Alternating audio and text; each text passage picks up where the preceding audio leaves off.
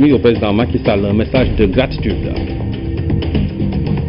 Les décideurs auront un instrument de mesure des inégalités, un support à la prise de décision. La NSD s'est engagée dans la production d'un indice de pauvreté multidimensionnel. Le comité technique a été mis en place. La lutte contre l'hépatite B a connu de grandes avancées au Sénégal grâce à l'introduction du vaccin dès la naissance, mais aussi la disponibilité du dépistage et du vaccin à moindre coût pour les adultes. C'est le sujet de la rubrique santé. Et puis la 12e biennale de l'art africain contemporain, le Qatar est le pays invité d'honneur de cette édition. Deux représentants de ce pays du Golfe font admirer leur savoir-faire à la place du souvenir. Leurs œuvres sont une ode à l'histoire du Qatar. Mais tout d'abord, on va démarrer ce journal avec le communiqué du Conseil des ministres qui s'est réuni ce mercredi au Matiao. Le président Macky Sall a réuni le Conseil des ministres ce mercredi 4 mai 2016 à 10h au Palais de la République.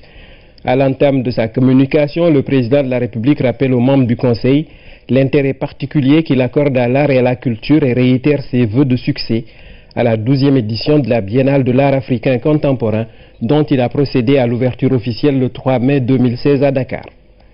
Revenant sur la célébration de la Fête internationale du travail, le chef de l'État renouvelle ses félicitations et ses encouragements à l'ensemble des travailleurs du Sénégal pour leur contribution remarquable au développement national et au bien-être des populations. Il adresse également ses félicitations au ministre du Travail et à ses services et au Haut Conseil du dialogue social pour les efforts louables consentis en matière de prévention des conflits et de médiation. Le président de la République souligne dans ce cadre l'impératif de la modernisation des instruments de pilotage du dialogue social et la transparence dans la gouvernance syndicale à travers l'organisation d'élections générales de représentativité. Il en appelle à l'engagement patriotique de tous les partenaires sociaux en vue de parvenir à un climat social durablement apaisé, propice à l'épanouissement d'une économie forte, compétitive, créatrice d'emplois et de progrès social partagé. Dès lors, le chef de l'État invite le Premier ministre à accorder une attention particulière à la mise en œuvre intégrale du plan d'action du pacte de stabilité sociale et d'émergence économique, à la préparation de la deuxième conférence sociale qui porte sur la rénovation et la modernisation du système national de retraite. Il lui demande également de veiller à une meilleure organisation des relations administratives, juridiques et financières entre l'État et les institutions sociales, que sont l'IPRES et la Caisse de sécurité sociale, et à l'actualisation de leur statut pour être conforme aux réalités nationales et aux standards internationaux en la matière. Abordant l'insertion socio-économique des jeunes et des femmes et la création d'emplois décents, le président de la République invite le Premier ministre d'une part à mettre en œuvre en relation avec les structures publiques dédiées et le secteur privé les opportunités d'emploi induites par les nouvelles dispositions du Code du travail relatives aux stages et aux apprentissages, et d'autre part à développer l'entrepreneuriat des jeunes et des femmes à travers les dispositifs d'accompagnement et de financement des projets, notamment dans les secteurs innovants tels que le numérique ou à haute intensité de main-d'œuvre comme ou des secteurs certainement à haute intensité de main-d'œuvre comme l'agrobusiness, l'élevage, la pêche, les bâtiments et les travaux publics. Le président de la République a clos sa communication sur son agenda diplomatique et le suivi de la coopération. Le Premier ministre a axé sa communication autour de la politique de renouveau urbain avec la deuxième génération de projets présidentiels au pôle urbain de Diamniadio avant de rendre compte de la coordination de l'activité gouvernementale. Le ministre des Affaires étrangères et des Sénégalais de l'extérieur a fait le point de la situation sous-régionale, africaine et internationale. Le ministre de l'Agriculture et de l'Équipement rural a rendu compte des préparatifs de la campagne agricole 2016-2017. Le ministre auprès du président de la République chargé du suivi du PSE a rendu compte de l'état d'avancement des projets et réformes. Au titre des textes législatifs et réglementaires, le Conseil a adopté le projet de loi autorisant le président de la République à ratifier l'accord entre le gouvernement de la République du Sénégal et le gouvernement des États-Unis d'Amérique concernant la coopération en matière de défense, le statut des forces des États-Unis et l'accès aux installations et zones convenues ainsi que leur utilisation en rapport du Sénégal et leur utilisation en République du Sénégal, signé à Dakar le 2 mai 2016. Le projet de loi autorisant le président de la République à ratifier la convention multilatérale de l'OCDE et du Conseil de l'Europe concernant l'assistance administrative mutuelle en matière fiscale, signé le 25 janvier 1988 à Strasbourg. Au titre des mesures individuelles, le président de la République a pris les décisions suivantes. M. Ali Adamandour, conseiller des affaires étrangères principal, précédemment ambassadeur de la République du Sénégal en Pologne, est nommé ambassadeur extraordinaire et plénipotentiaire de la République du Sénégal auprès de son Excellence M. John Dramé Mahama, président de la République du Ghana, en remplacement de M. Chérif Oumar Diagne, appelé à d'autres fonctions.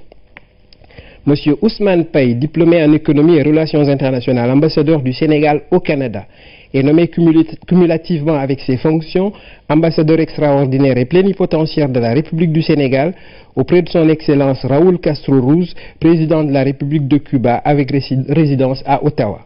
M. Youssoufa Diallo, inspecteur principal de la coopération de classe exceptionnelle, est nommé président du conseil d'administration de Suneor. Et enfin, M. Papa Dieng, ingénieur, est nommé directeur général de Suneor. C'est signé le ministre porte-parole du gouvernement. C'était le communiqué du Conseil des ministres lu par Oumar Diaw. Le chef de l'État a reçu le secrétaire général adjoint des Nations Unies en charge des opérations de maintien de la paix. Hervé Latsou a transmis un message de gratitude au président Macky Sall pour le soutien dynamique et efficace du Sénégal à l'institution onusienne, notre pays dont le prestige est encore salué à travers sa contribution en nombre et en qualité. Hervé Latsou est au micro de Oumar Ning. Ça a été un entretien extrêmement chaleureux, comme toujours, avec le Sénégal, qui est un des pays qui soutiennent très activement les différentes activités des Nations Unies, et depuis de longues années, avec efficacité, avec dynamisme, avec imagination. Le Sénégal siège actuellement au Conseil de sécurité, et j'ai été heureux de confirmer à Monsieur le Président que le prestige du Sénégal aux Nations Unies, qui était déjà très élevé, s'en trouve encore rehaussé.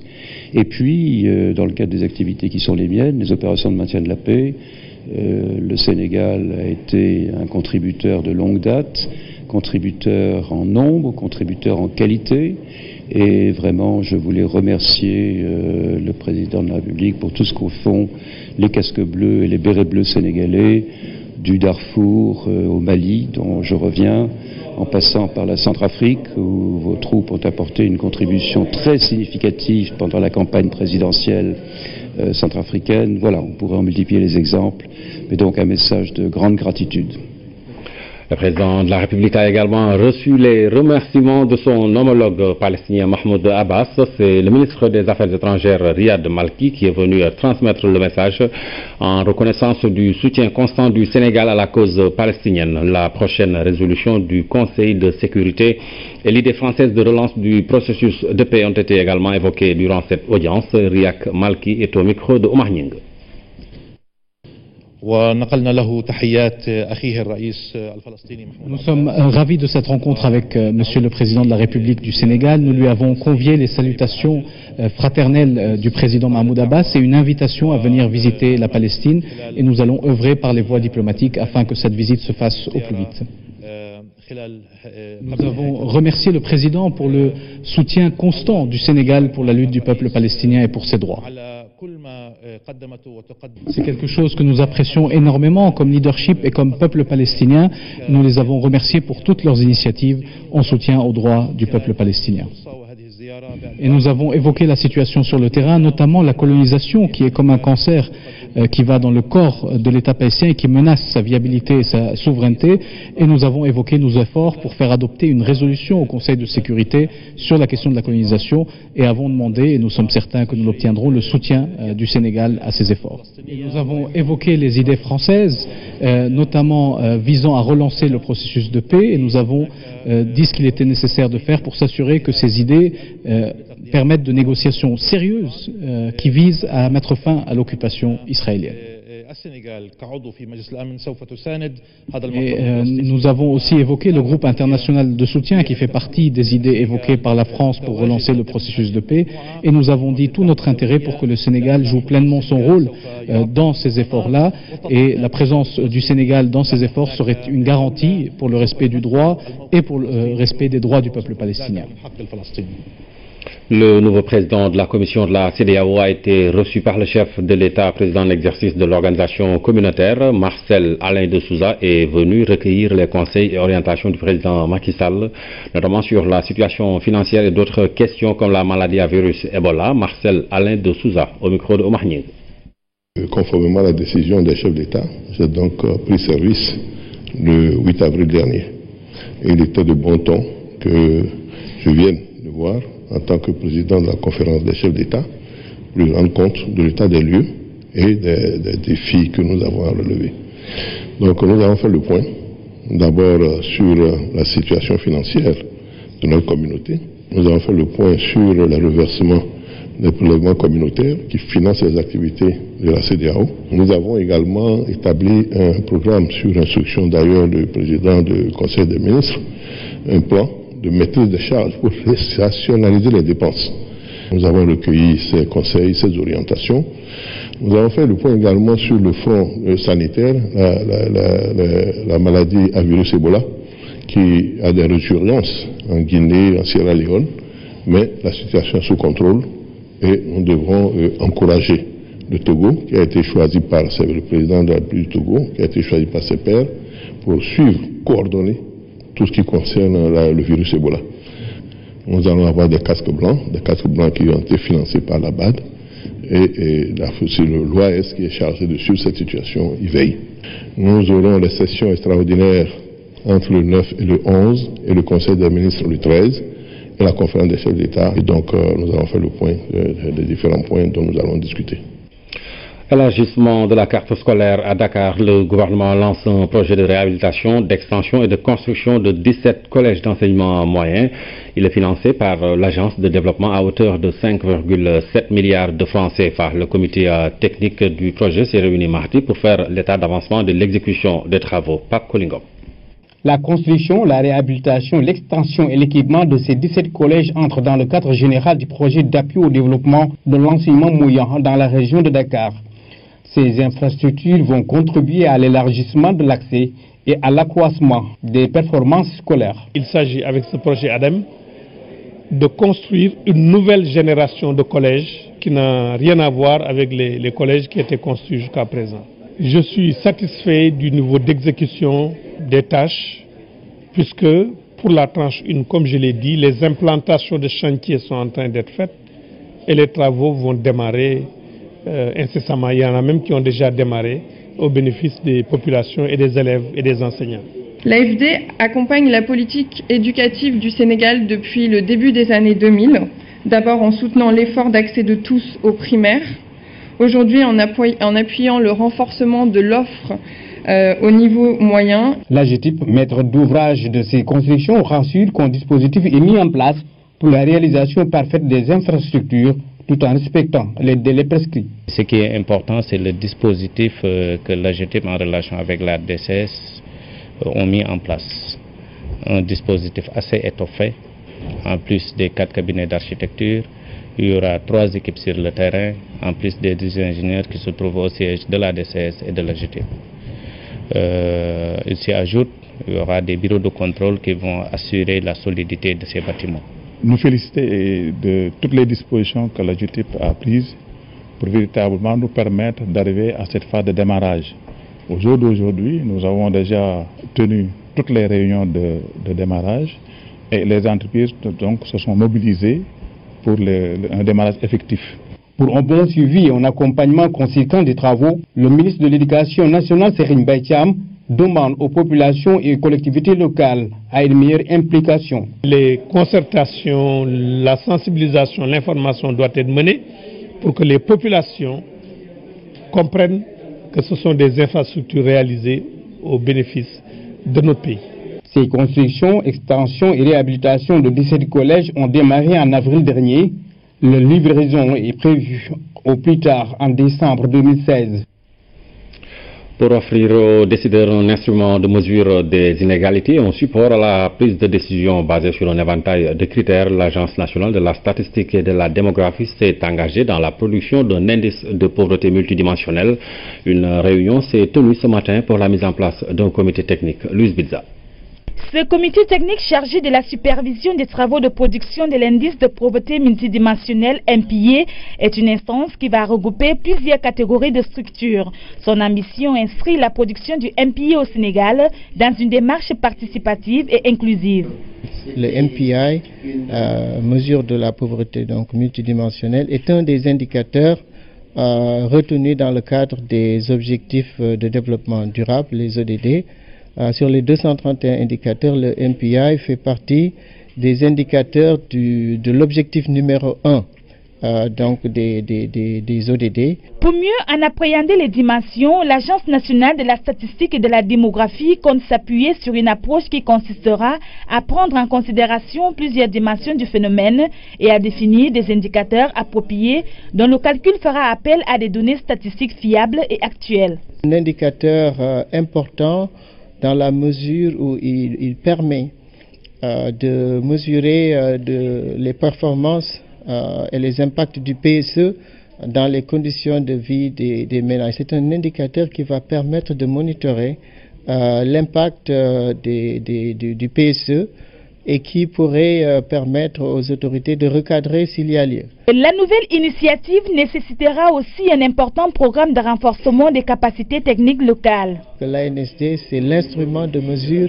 du pays. Le pays a un instrument de mesure et sa vocation, c'est de mesurer et de donner aux décideurs donc ces outils qui leur permettent de gouverner le pays. Ce projet bénéficie de l'appui technique et financier du groupe de la Banque mondiale.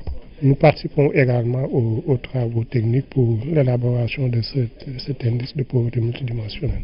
Dans cette initiative qui pourrait être la toute première en Afrique au sud du Sahara, l'expertise sénégalaise sera accompagnée dans la mise en œuvre du projet par OFI. Cette institution américaine a d'ailleurs permis à différents pays d'Amérique latine de se doter de cet indice MPA et d'en faire aujourd'hui un instrument de pilotage de leur politique de développement.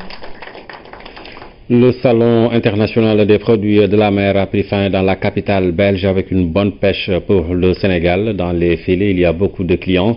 À la fin, la délégation s'est dite satisfaite de la participation du Sénégal au seafood. Envois spéciaux Pape Belem et Anne-Marie Gomis. La pêche a été bonne pour le Sénégal à l'édition 2016 de Seafood Global Expo. Présent depuis 2008 sous la conduite de la ZEPEX, notre pays a gagné des points. Nous avons été extrêmement bien placés dans le hall 6, qui est donc l'entrée principale. Et donc, nous avons fait, malgré la baisse de fréquentation due au terrorisme, nous avons fait un meilleur bilan que l'an passé. Les entrées ont été fabuleuses dès le début. Ça nous a agrandi un petit peu le marché. Nous avons eu beaucoup de contacts, ça s'est bien passé et cette année il y a eu beaucoup d'affluence, surtout asiatiques, français, espagnols, grecs et autres. Des résultats positifs qui confirment que le Sénégal est bel et bien sur la voie de l'émergence. On a eu des résultats probants, très satisfaisants. D'abord sur le plan de la localisation au niveau du pavillon. Le Sénégal a eu un pavillon placé dans la zone la mieux fréquentée au niveau du pavillon. Ce qu'on retient, c'est la satisfaction des entreprises accompagnées. Surtout que sur l'année, à peu près 50% des commandes de ces différentes entreprises se font à European Seafood. C'est vraiment le lieu de dire qu'aujourd'hui, le Sénégal est sur la voie de l'émergence, parce que c'est un secteur qui avait quelques soucis, mais c'est un secteur qui est en train de se relancer. Mais le Sénégal vise encore plus loin et plus haut. Nous voulons augmenter l'espace d'exposition dans le plus grand salon professionnel au monde en produits halieutiques. Nous voulons également augmenter le nombre d'entreprises participantes, parce que les exposants ici sont des exposants satisfaits. Ils ont fait leurs commandes, ils vont augmenter les exportations sénégalaises, mais plus il y en aura, plus les exportations sénégalaises en produits halieutiques vont augmenter. Aujourd'hui, les exportations tournent autour de 194 milliards. Si les entreprises augmentent, si les commandes augmentent, la quantité va augmenter, le chiffre va augmenter, l'emploi va augmenter. En somme, ce fut une participation réussie. Position stratégique, beaucoup de visiteurs, des commandes pour toute l'année presque, de quoi se féliciter et préparer en toute sérénité la prochaine édition de Seafood Global Expo. Dans le cadre de son implication dans le processus de paix en Casamance, les États-Unis accompagnent le Sénégal pour le déminage humanitaire. En séjour dans la région sud, l'ambassadeur américain s'est rendu dans la banlieue de Ziguinchor pour voir comment se déroule le travail de dépollution de terre. Bachirba. Mandina Manjak, localité abandonnée en raison de la présence des mines, ces engins mortels. C'est ici que l'ambassadeur des États-Unis est venu pour voir le travail accompli par Handicap International dans le cadre du déminage humanitaire. Les activités ont repris grâce au financement du département américain, ce qui explique en partie aussi la visite de son Excellence l'ambassadeur. Le gouvernement des États-Unis voudrait accompagner le peuple de Casamance et le gouvernement du Sénégal dans le processus de la paix. Et nous pensons que le travail de déminage est très important et je suis très content de voir la bonne coopération entre le Handicap International CANAMS et le peuple de cette région pour ce travail très important. Devant le diplomate, le Digger, ce véhicule de déminage est entré en action.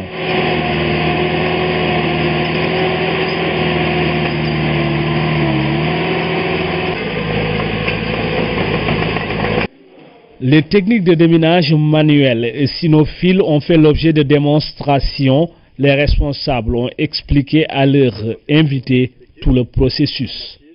Il y a l'enquête non technique, qui est une action qui ne demande pas à aller chercher les mines, mais c'est de répertorier les zones qui sont confirmées ou pas dangereuses.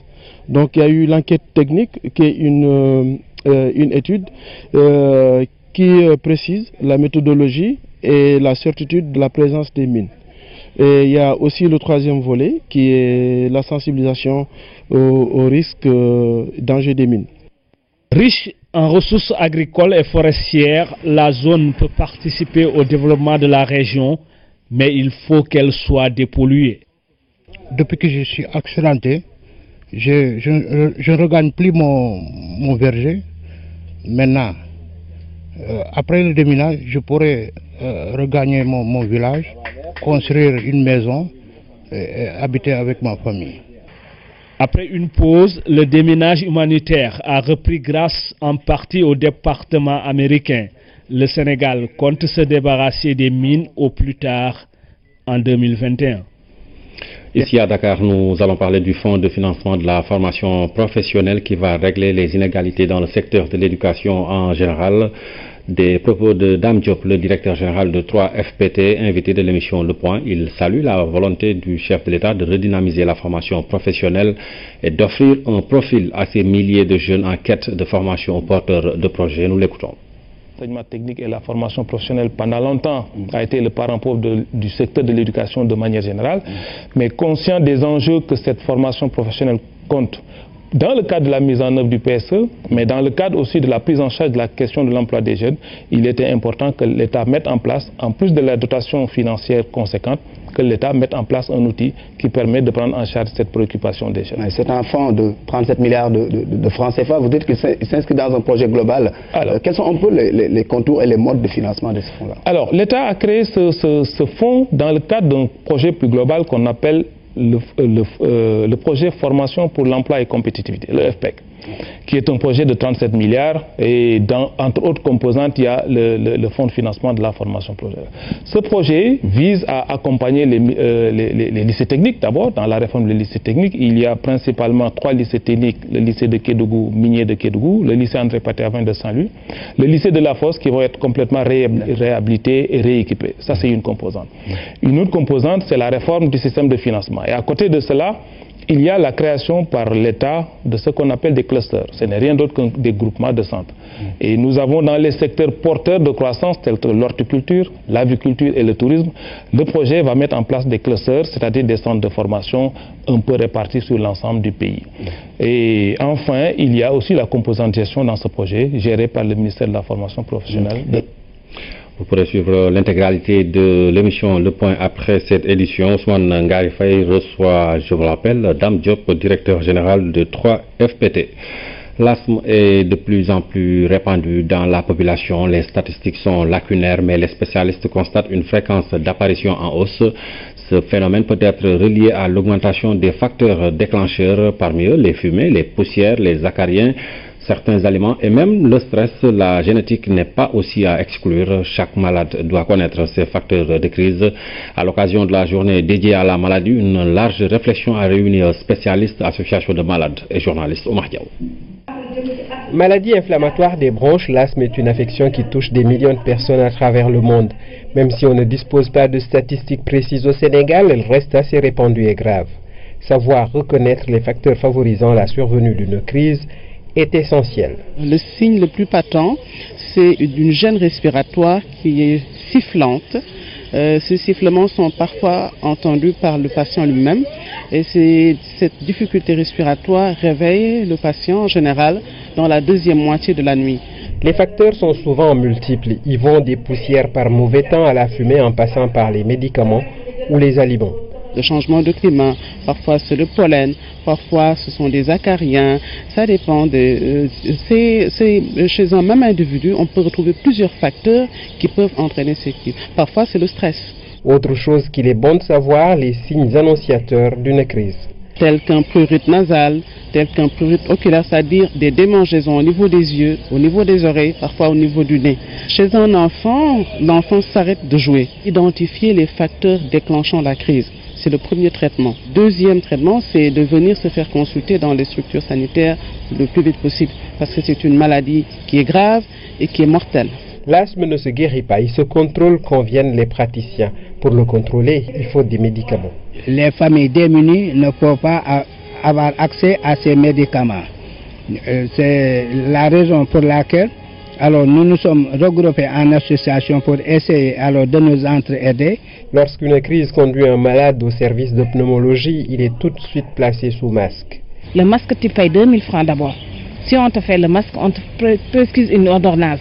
Une ordonnance de 30 et quelques ou bien 40 et quelques, c'est trop pour quelqu'un qui n'a pas de moyens. La politique du ministère de la Santé est de relever la formation des personnels et l'équipement des structures pour mieux prendre en charge l'asthme. Tout est recherché pour que les médicaments coûtent le moins cher possible. Coûter le moins cher possible, c'est faire en sorte que, quand le malade est dans une structure de santé pour une raison ou pour une autre, qu'il puisse, après sa consultation, trouver dans la pharmacie de son centre de santé le médicament dont il a besoin. Et en général, du point de vue politique, ces médicaments dans les centres de santé sont pris en compte dans la liste des médicaments essentiels. Qui dit liste nationale des médicaments essentiels dit médicaments génériques. Des génériques de qualité et à moindre coût pour soulager les asthmatiques démunis de plus en plus nombreux dans la population générale. Vivre avec l'asthme demande une attention accrue, c'est surtout pouvoir éviter les déclencheurs de crise même s'ils sont attirants pour les papilles gustatives. La lutte contre l'hépatite B a connu de grandes avancées au Sénégal avec l'introduction du vaccin dès la naissance. Au niveau du programme de lutte contre les hépatites, les adultes sont aussi pris en compte. Ils peuvent bénéficier du dépistage et du vaccin à moindre coût. Nous en parlons dans la rubrique santé avec Oumou Balé. Le Sénégal est dans une logique de maîtriser l'hépatite B en systématisant le vaccin dès la naissance, car c'est le moyen le plus efficace contre cette maladie qui du reste est très contagieuse. Au début, il y a 4 ou 5 ans, on vaccinait à 6 semaines. Mais depuis février, maintenant c'est inclus à la naissance. Un enfant qui naît, quel que soit le statut de sa mère, positif ou négatif, on vaccine à la naissance. Et au bout de 6 semaines, il peut continuer avec le Penta pour les 3 doses supplémentaires. Si la forme B est surtout ciblée dans ce programme de lutte contre les hépatites, c'est parce que cette infection virale constitue un problème de santé majeur. Il y a beaucoup de formes d'hépatite. On a les hépatites A, B, C, D, E, jusqu'à F, G, on l'a. Mais ici au Sénégal, ce qui nous intéresse surtout, c'est l'hépatite B. Et si on regarde donc les sujets qui ont une infection active ou évolutive, ici au Sénégal, on est au moins autour de 10% de la population générale. Alors si sur 13 millions de Sénégalais, ça vous donne facilement 1,3 million à 1,5 million Sénégalais qui sont porteurs chroniques du virus de l'hépatite B et qui sont à ce titre exposés à des maladies sévères du foie comme la cirrhose et le cancer primitif du foie. La cirrhose est pratiquement la première maladie que nous hospitalisons ici dans le service d'hépatogastro-entérologie. La plupart des malades qui sont admis dans le service arrivent à un stade critique de leur pathologie. Une situation qui s'explique par le caractère sournois de l'hépatite B. C'est pourquoi les efforts de prévention sont surtout orientés vers la sensibilisation et c'est le président de l'association des malades qui porte le combat. Étant donné que c'est le nœud du problème, c'est une maladie qui est très silencieuse, qui n'est pas du tout connue des Sénégalais. Donc nous mettons beaucoup l'accent sur la sensibilisation pour que cette population atteinte soit au courant de cette pathologie et qu'elle puisse prendre en charge. Si les actions de sensibilisation du président de l'association Safara Hépatite concernent le grand public, il faut noter que certaines couches sont particulièrement ciblées par le programme de lutte contre les hépatites. Pour les adolescents de 10 à 13 ans, à cause de la sexualité précoce dans nos pays, tous les personnels de santé, à cause des risques d'exposition au niveau du sang, ce sont aussi les personnes qui vivent avec les porteurs chroniques. Parce que beaucoup de gens pensent que l'hépatite est héréditaire. Mais par la contamination, par voie de la mère à l'enfant pendant l'accouchement, il y a des risques par contact sexuel, par contact, tout ce qui est objet souillé par le sang. Pour contrôler l'hépatite, il y a la vaccination. On le fait ici au niveau du programme. C'est simple, c'est l'antigène HBS à rechercher au niveau du sang. Pour 2500, la personne peut savoir son statut. On a aussi des vaccins ici qu'ils peuvent prendre sans problème. Ici, le programme le fait à 5000 francs. On le fait pour tout le monde. On le fait pour les 3 doses. Donc, ce sera 3 doses espacées un mois à 5000 francs. Le programme accompagne également les malades dans leur prise en charge. Même si elle reste coûteuse, des efforts ont été notés dans ce sens. Bon, il faut le reconnaître, à un moment donné, ce médicament qui coûtait 159 000 par semaine. Donc il y a eu des efforts qui ont été faits de par le programme de lutte contre les hépatites. Il y a eu des avancées. À un moment donné, au lieu de 159 000 francs, il y a un lot de médicaments qui était disponible au niveau du programme de par Roche et qui pouvait avoisiner à 50% de réduction. C'est-à-dire, au lieu de 159 000 francs, maintenant c'était revenu à 75 000 francs. Mais malgré les 75 000 francs, on ne trouvait pas preneur. Parce que quand même, c'est 75 000 francs par semaine. Si vous faites le calcul par mois, c'est 300 000 francs. Et faites le calcul pour l'année, ça vous revient à 3 millions, 3 millions 500, 3 millions 800. Donc ce qui n'est pas du tout accessible aux patients. D'où l'intérêt d'intensifier les efforts de prévention par la vaccination notamment. Reste seulement à inciter les populations au dépistage et à limiter les comportements à risque. La lutte contre l'hépatite B, sujet de la rubrique santé signée Oumou Baldé dans les préparatifs de la 136e édition de l'appel de Seydina Limamoulaye. L'État apporte sa contribution en nature.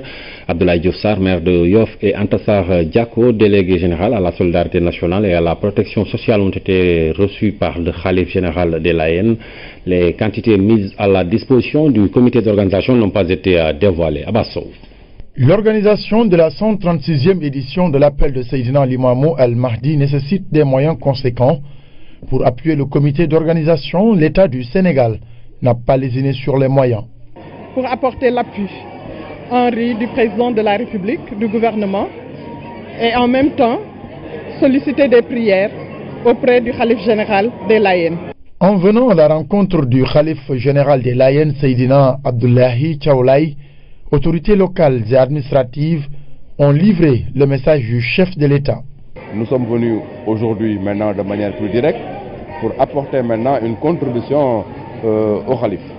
Parce que, en dehors de ce que nous faisons de manière globale pour les populations, pour les pèlerins, pour les familles, il y a effectivement un appui direct que nous venons effectivement donc donner au khalife. Nous devons travailler pour instaurer un climat de paix, de stabilité et de cohésion. Et pour ce faire, nous devons nous accepter mutuellement. En tout cas, c'est le message du khalife. Les 8 et 9 mai prochains, la communauté musulmane va célébrer l'appel du Mahdi, appel qui avait débuté en 1883. Pour l'heure, Yoff se prépare bien pour accueillir les nombreux fidèles. La communauté layène est un creuset d'hommes et de femmes aux origines diverses cultivant la concorde. Celle-ci est fondée sur le dialogue, un facteur de rapprochement, de cohésion qui empêche le repli identitaire. Et en cette période de trouble, les enseignements de Seydina Limamoulaye et sa pratique du dialogue constituent des repères et des balises.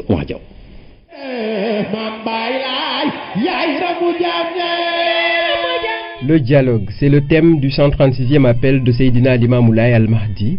Le saint homme à sa vie durant cru en cette nécessaire faculté des hommes à s'ouvrir les uns aux autres, faisant ainsi reculer les frontières de l'altérité, de la méfiance, de l'indifférence, de la méconnaissance et du reflux sur le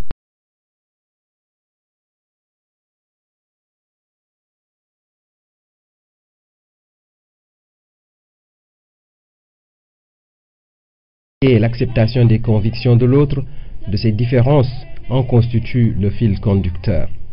Le dialogue initié par Mame Limamoulaye a été patiemment noué et poursuivi par tous ses successeurs. À son avènement, dans un milieu traditionnel conservateur et cloisonné, il a fait tomber les barrières jusque-là infranchissables en combattant les inégalités ou les appartenances de naissance. Les différents patronymes qui pouvaient refléter une appartenance à un groupe furent progressivement bannis au profit de l'aï dérivé de Allahu. À ses yeux, l'étranger n'était pas différent de l'autochtone. Il a facilité l'intégration de plusieurs communautés venues de loin, de l'intérieur du Sénégal et d'ailleurs. Cette ouverture était pour lui facteur de cohésion sociale et de stabilité et d'enrichissement mutuel, car il est toujours possible de tirer le meilleur de l'autre à la condition d'avoir un lien avec lui.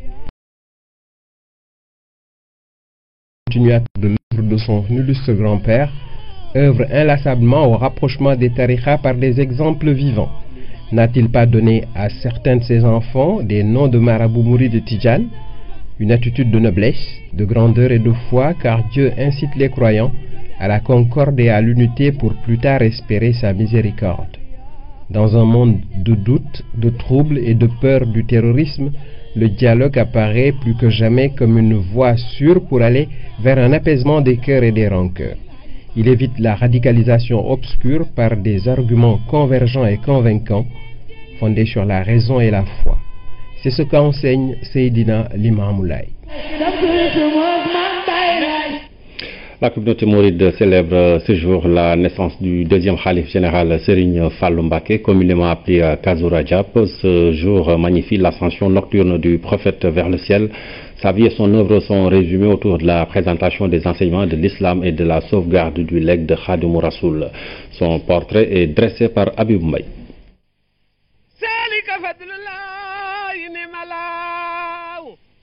Quand Cheikh Ahmadou Bamba fut informé de la naissance de Serigne Fallou, son fils, en 1888 à Darussalam, au 28e jour du mois lunaire de Rajab, il aurait vivement exprimé toute sa gratitude à son Seigneur en disant que si ce nouvel hôte n'était pas apparu dans sa famille, il se serait mis à sa recherche pour aller le retrouver où qu'il puisse être. Mais fort heureusement, Serigne Fallou Mbacké sera ce fils de Cheikh Ahmadou Bamba qui s'est signalé dès le bas âge comme un être d'exception. La naissance de ce fils de Sokhna Awa Bousso a une signification pleine de miséricorde, parce que coïncidant avec le voyage nocturne Al-Isra et l'ascension vers le ciel ou Al-Miraj du prophète Mohammed, paix et salut sur lui, en compagnie de Seydina Djibril alayhi salatu wassalam ou l'ange Gabriel. Voyage nocturne au terme duquel le prophète Mohammed ramènera le rituel des 5 prières fondamentales de l'islam. C'est avec une aisance surprenante que Serigne Fallou se consacrera à l'apprentissage de fils pour acquérir la gloire d'être votre talibé, disciple. C'est ainsi que de 1945 à 1968, Serigne Fallou s'est engagé corps et âme dans la poursuite des travaux de la grande mosquée de Touba. Il aura l'insigne honneur de procéder à son inauguration le 7 juin 1963 et d'y diriger la première prière. Le fondateur des villages de Nindi, Touba Bogo Alieu, était crédité du don de Dieu de voir se réaliser toutes les prières qu'il formulait, en atteste son surnom de Borom Naam Mouam. Et cette proximité avec son Seigneur faisait de lui un être trop sollicité par les disciples, les autorités politiques et religieuses de son époque. Le Magal de Kazu Rajab, célébré chaque année à Touba, et l'affluence des disciples témoignent de la dimension spirituelle de Serigne Fallou Mbacké.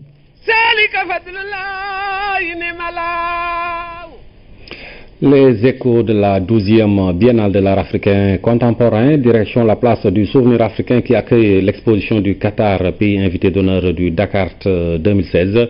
Deux artistes représentent ces pays du Golfe. Leurs œuvres sont une ode à l'histoire du Qatar, cachée par sa prospérité actuelle. Au Midour. Ahmadnou et Issa Al-Moula, deux générations d'artistes qataris, deux styles unis par une passion commune, la préservation de l'environnement de ce riche état du Golfe et surtout la déconstruction de tout l'imaginaire populaire qui entoure ce pays. À travers ce travail, j'aimerais montrer un autre visage de mon pays trop peu connu. C'est le Qatar devant la découverte du pétrole avec les charmes de la nature. Et pour moi, la Biennale de Dakar est une tribune formidable pour ce travail de déconstruction des stéréotypes que les gens ont sur mon pays.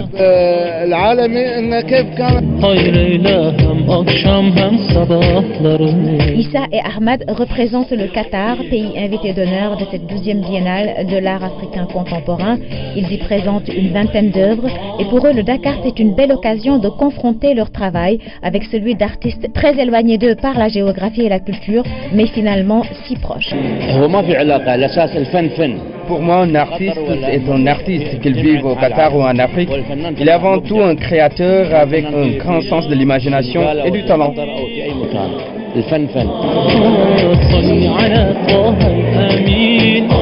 Entre collage, peinture et calligraphie arabe sur papier recyclé ou sur du textile, le Qatar, entre tradition et modernité, expose jusqu'au 3 juin à la place du souvenir africain une autre facette de son existence, trop souvent occultée. Voilà, c'est un lieu à visiter pour voir donc ce savoir-faire qui nous vient du Qatar. À l'occasion de la Biennale, Dakar accueille des projections de vidéo mapping à l'hôtel de ville. Des artistes sénégalais et étrangers participent à cet art numérique sur les murs du bâtiment de l'hôtel de ville. L'objectif est de montrer l'esthétique des arts numériques avec la vidéo mapping à Ndiaye. Avec la Biennale, Dakar s'est déclarée ville numérique.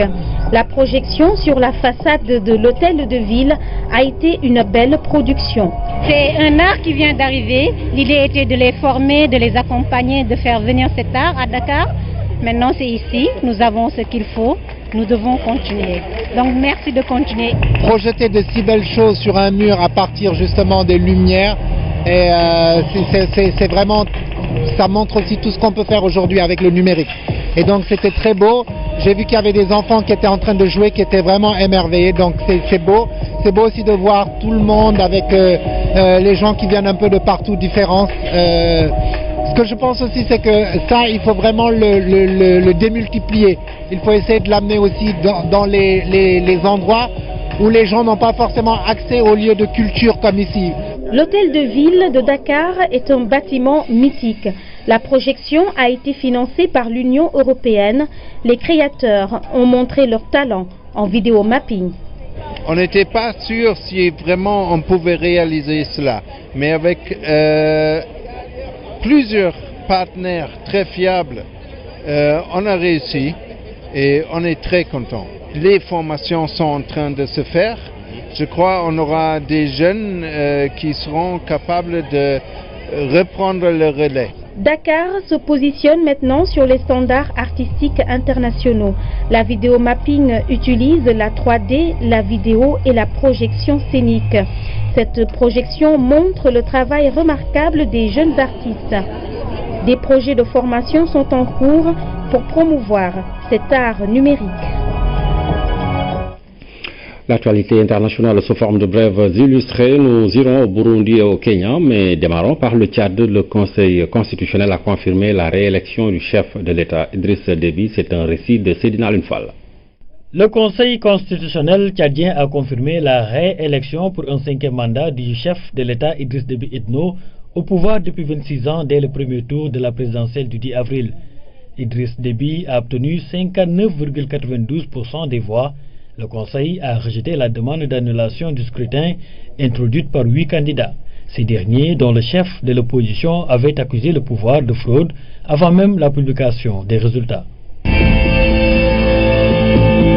L'ancien président burundais Jean-Baptiste Bagaza, qui avait dirigé son pays de 1976 à 1987, est décédé ce mercredi à Bruxelles. Le gouvernement burundais a décrété un deuil national de 3 jours pendant lesquels les couleurs nationales seront mises en berne. Né en 1946, le colonel Jean-Baptiste Bagaza est arrivé au pouvoir en 1976 à la suite d'un coup d'état militaire contre le général Michel Micombero.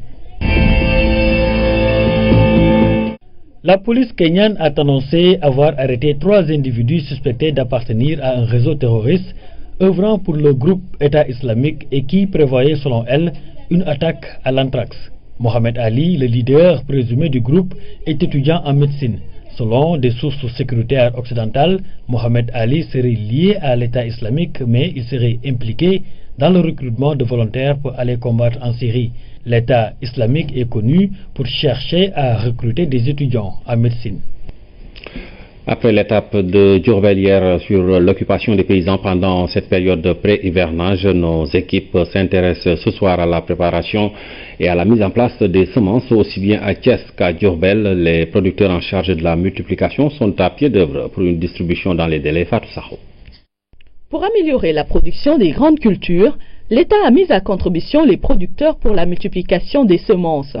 De leur qualité dépendent souvent les rendements, d'où l'importance d'un bon encadrement. Il faut que nous disions ISRA, bu ñu demee ISRA jël fa ay semences mu nekk prébasse bu ñëwee nag ñu xool ñoo xam ne ci biir ñooñu ñoom la ñuy tànn am ak ñoom contrat ñu tuddee leen contractuel ñooñu lañ ko jox am ak ñoom contrat ñu bay ko buñ ko bayee ñu jëndaat ko ci ñoom. jiwu bi njëg yu wuute la bu dee ISRA la may nga ma occasion ma wax ne li ñu ISRA di jaayee jiwu bi dafa seer ndax bu dee kilo bi ñetti téeméer lañ ñu koy jaayee ak kilo ñaari téeméer. De la même manière, la région de Thiès, qui a été la deuxième étape de cette visite, a ses producteurs et opérateurs qui veillent à mettre à la disposition des agriculteurs des semences certifiées. Avec la descente sur le terrain du DRDR, ceux de Toubatoul et de Tiwawan rassurent sur la qualité. Il y a des semences certifiées, il y a des semences écrémées. Comme vous voyez, ça c'est des prébases, c'est des semences certifiées, venant directement de l'ISRA. Bon, on les appelle or, parce que c'est venant de la recherche. Bon, on le distribue avec des véritables producteurs qui peuvent assurer la multiplication. Ici, on a le 55-437 comme arachide, le GC8, le 55-33 et le fleur 11. Tout ça nous vient de l'ISRA de Bambey, donc on fait avec eux des contrats chaque année pour avoir des semences, des semences certifiées. Sur la base arachide, il y a les 73-33. C'est à peu près 90 jours ou 100 jours. Mais ici, ces semences, c'est à peu près 70 à 80 jours. Donc, si vous allez au sud, il y a les 69 qui fait à peu près 120 jours. Donc, selon les régions, qu'on mette en place les variétés. Le triage et le conditionnement des semences est une étape importante dans la certification. Diourbel abrite le plus grand centre de l'Afrique de l'Ouest, avec une capacité de 15 à 16 tonnes par jour. Les conditions, c'est de servir et de livrer, de garder le label de la station en faisant de bonnes semences de qualité afin que les producteurs puissent en bénéficier. Parce que s'il n'y a pas, par exemple, de bonnes semences, il n'y aura pas de production. Un opérateur qui vient, par exemple, pour faire son triage au niveau de la station, il paye soit 80 francs le kilo, ça dépend des quantités et des espèces, 80 francs le kilo. Les semences sont en cours de conditionnement. Bon, si je dis les semences sont en cours de conditionnement, ce qu'il faut comprendre également, c'est que le CTS, ce n'est pas uniquement la région de Diourbel, mais le CTS, les semences qui viennent pour être conditionnées proviennent de toutes les régions du Sénégal et à l'arrivée, elles sont destinées également à toutes les régions du Sénégal. L'autre aspect aussi, le programme